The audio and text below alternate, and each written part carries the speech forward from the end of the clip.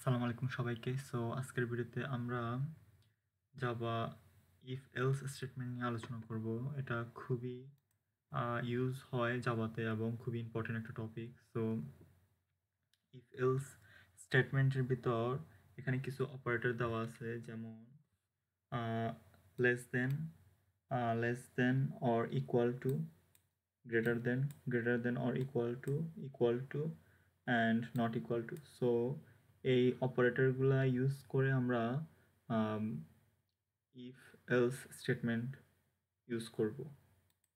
আমরা একটু যদি প্র্যাকটিক্যালি যদি স্টেটমেন্টটা কীরকম হবে একটু যদি দেখি, তাহলে এটা হবে ইফ, এখানে একটা কন্ডিশন দেন কার্লি ব্রেসেস এর ভিতর okay, then else if condition, then curly braces and else.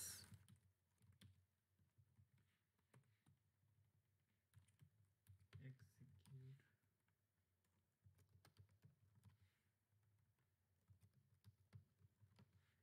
So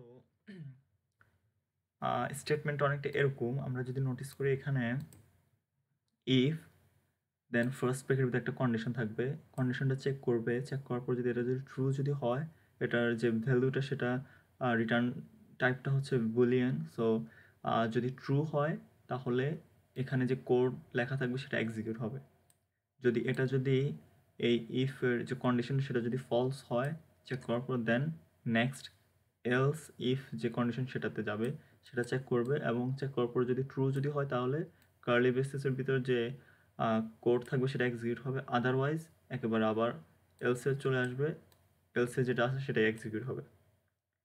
so প্রথমে ইফ যদি কন্ডিশনটা যদি ট্রু হয় তাহলে নিচেরগুলো আর আসবে না, বাট ইফ যদি ফলস হয় তাহলে একটা একটা করে চেক করবে, যদি ট্রু হয় যেখানে ট্রু হবে সেখানে এক্সিকিউট করবে। আর এলসেরটা হচ্ছে উপরেরগুলো যদি একটাও যদি ট্রু যদি না হয় তাহলে একবার ফাইনালি এলস এক্সিকিউট হবে। আর এখানে আরেকটা জিনিস হচ্ছে এলস ইফটা আমরা প্রয়োজন মতে এখানে যতবার ইচ্ছে ততবার ইউজ করা যাবে, অনেকগুলা এলস ইফ আমরা ইউজ করতে পারবো। সো এগুলা একটু ডিলিট করে আমরা একটা প্র্যাকটিক্যালি দেখি। তো আমি চাচ্ছি যে ইউজার কোনো একটা নাম্বার ইনপুট করবে, লেটস সে একটা মার্কস ইনপুট করবে আউট অফ 100। সো ওটা আমরা দিয়ে ইফ এলস স্টেটমেন্ট ইউজ করব। ওকে, সো আমরা লাস্ট টিউটোরিয়ালে দেখেছিলাম স্ক্যানার ক্লাস ইউজ করে ইউজার ইনপুট নিতে। So scanner new scanner system. So আমরা স্ক্যানার ক্লাসের একটা অবজেক্ট ক্রিয়েট করছি এখানে। এখন sys out enter your marks। আমরা মার্কটাকে জাজ করব ইফ এলস স্টেটমেন্টের মাধ্যমে। সো এই মার্কসটা আমরা dot next int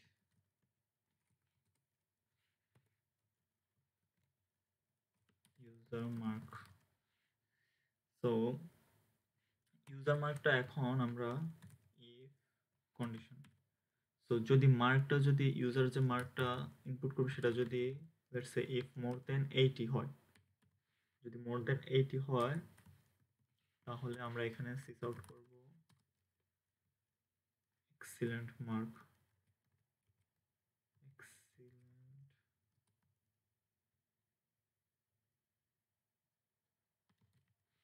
excellent mark.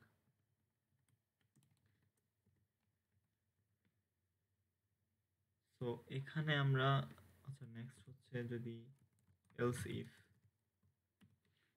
So if user mark more than 50 তাহলে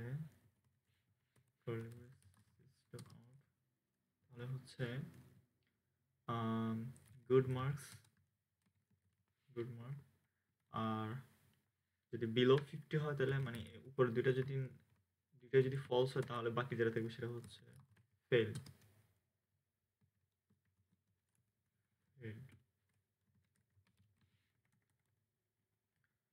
তো আমরা যদি কোডটা একটু যদি দেখি, প্রথমে এখানে ইউজার যে মার্কটা ইনপুট করবে সেটা আসতেছে। So if that mark is above 80, যদি 80-র যদি বেশি হয় তাহলে এই কোডটা এক্সিকিউট হবে, এক্সিলেন্ট মার্ক মেসেজটা ডিসপ্লে করবে। যদি এটা যদি ফলস যদি হয়, যদি মার্কসটা যদি বিলো 80 হয় তাহলে এই স্টেটমেন্টটা চেক করবে। বিলো 80 হলে দেন এখানে আবার চেক করবে যে সেটা কি 50 থেকে বেশি কিনা। যদি 50 থেকে বেশি হয় তাহলে এই গুড মার্ক এই লেখাটা ডিসপ্লে করবে।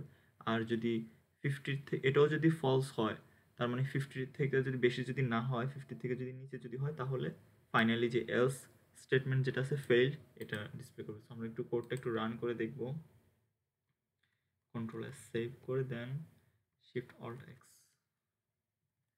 যাব অ্যাপ্লিকেশন। সো আমরা শুরুতে মার্কস দেব হচ্ছে 90, let's say.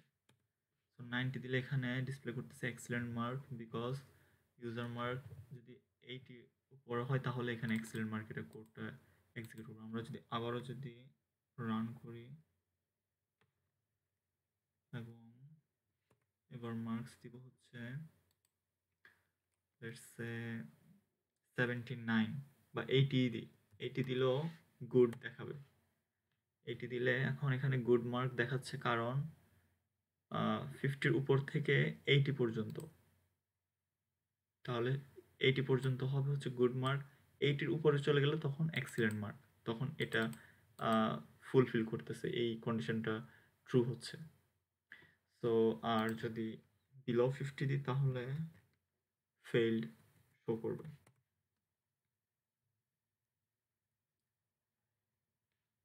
Below 50 let's say 49ও যদি দিই তাহলে ফেইল্ড। সো ইভেন 50 দিলেও আমাদের এখানে ফেইল্ড করবে, কারণ গুড মার্কসের যে অপশনটা সেটা এটা 50-র উপরে হইতে হবে। এটা এক্সিকিউট করার জন্য 50-র উপর হলে দেন এটা এক্সিকিউট করবে, আদারওয়াইজ করবে না। সো আশা করি বুঝতে পারছেন কিভাবে ইফ এলস স্টেটমেন্টটা কাজ করে। সো এটা ইউজ করে আমরা অনেক অনেক ধরনের কাজ করা যেতে পারে। সো আশা করি বুঝতে পারছেন। ইনশাল্লাহ দেখা হবে নেক্সট ভিডিওতে।